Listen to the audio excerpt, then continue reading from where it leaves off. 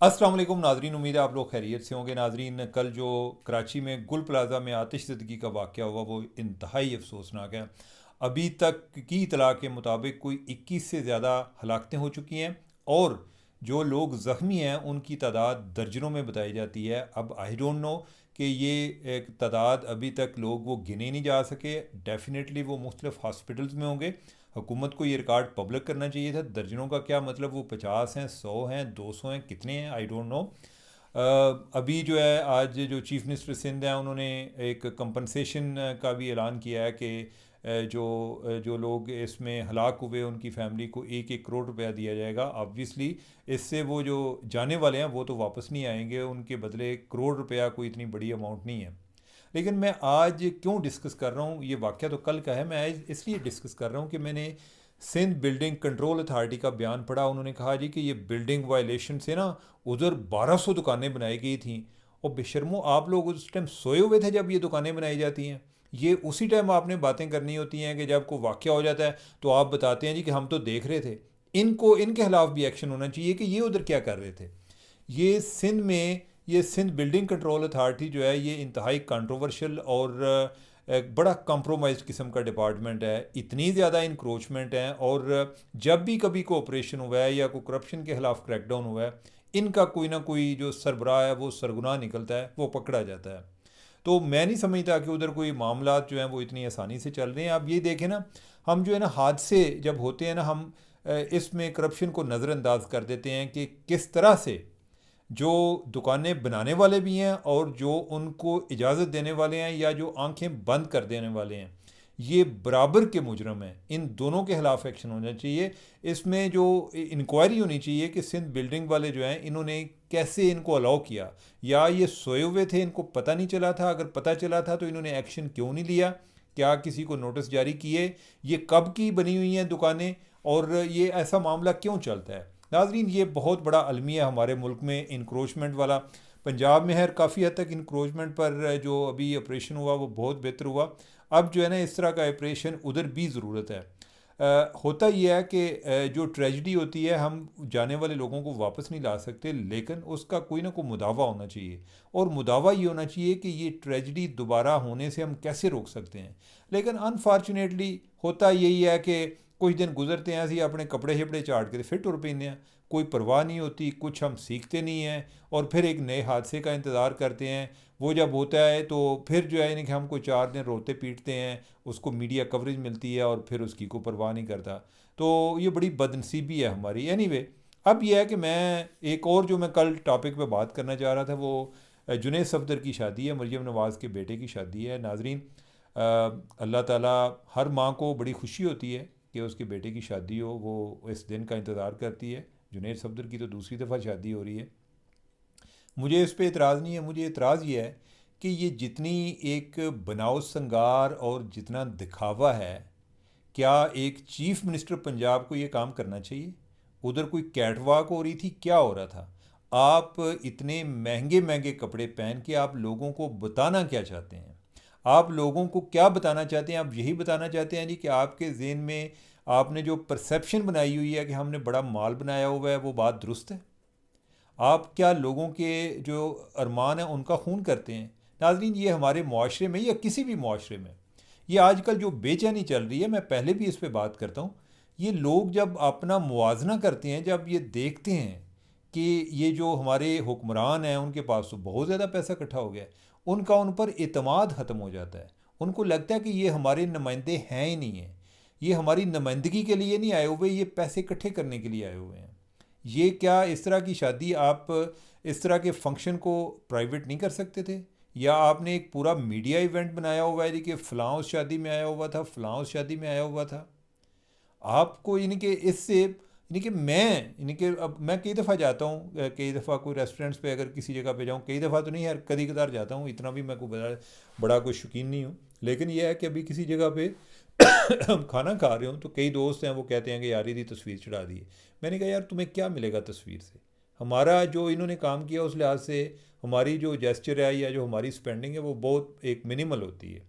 लेकिन मेरा ख्याल है कि जो एक पब्लिक एक रिप्रेजेंटेटिव हैं उनको पब्लिक रिप्रेजेंटेटिव लगना चाहिए। नुमाइंदगी करने वाले अवाम से होते हैं ना, ये तो नहीं होते कि वो बिल्कुल लगे कि जैसे कोई आसमान से उतरे हुए हैं या कोई इन्होंने कोई इधर का शाही ख़ानदान है।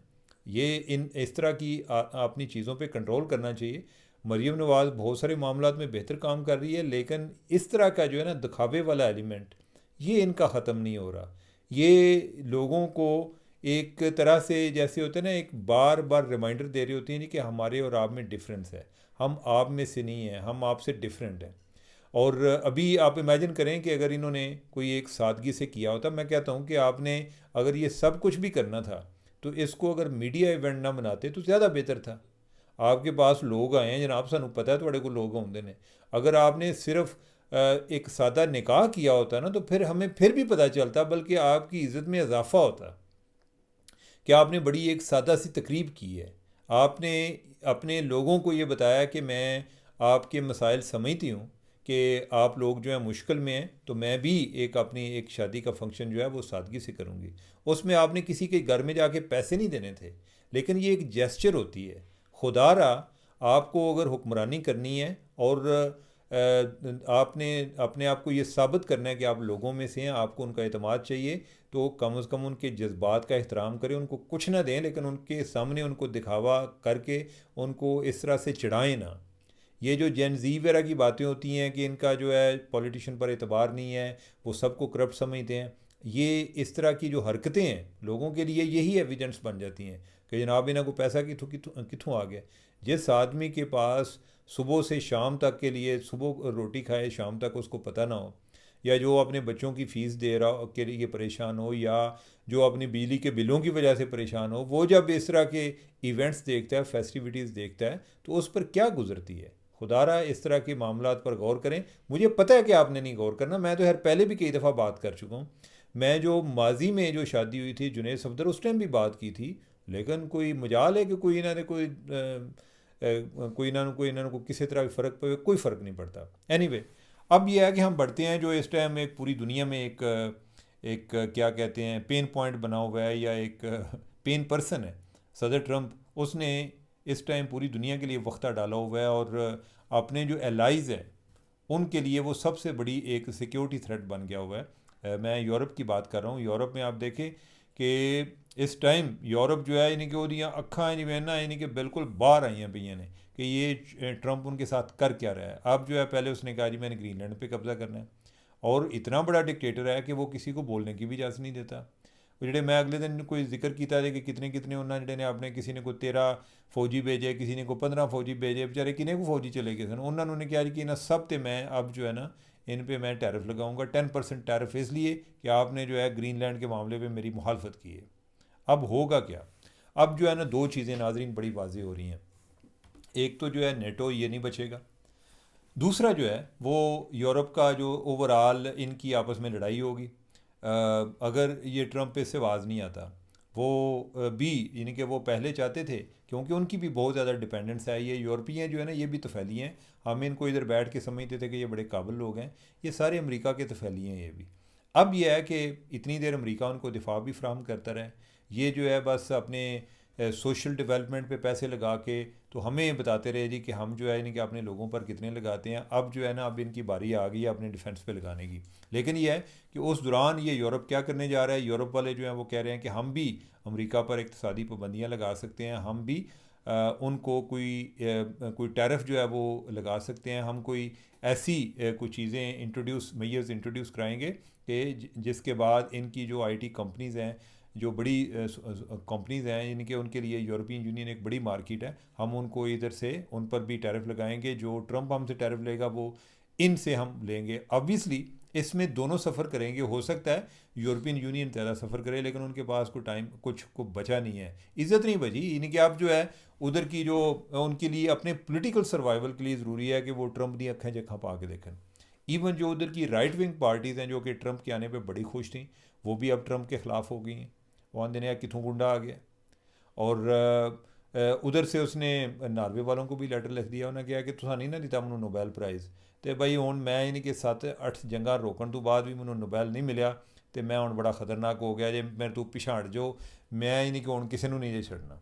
ठीक है, तो अब ये देखें कि ये बंदे किस तरह इंतकाम लेते हैं। वो कहता जी कि मुझे नोबेल प्राइज़ नहीं मिला, और ये मैं ये बात नहीं कर रहा कि मैं कोई अंदाज़ा लगा रहा हूँ, उसने लेटर लिखा है, लेटर में ये बातें लिख रहा है कि नॉर्वेजियन प्राइम मिनिस्टर को लिख रहा है कि आप लोगों ने मुझे नोबेल प्राइज़ नहीं दिया, तो अब मैंने 8 जंगें रोकी थी, तो आपने मुझे प्राइज़ नहीं दिया, तो लिहाजा अब मेरी ज़िम्मेदारी नहीं है कि मैं मज़ीद कोई जंग रोकूँ, या आज नहीं कि इस ये माहौल जो है मैं ठीक रहने दूँ। और बात के सेंस में कर रहा है, ग्रीनलैंड के सेंस में कर रहा है।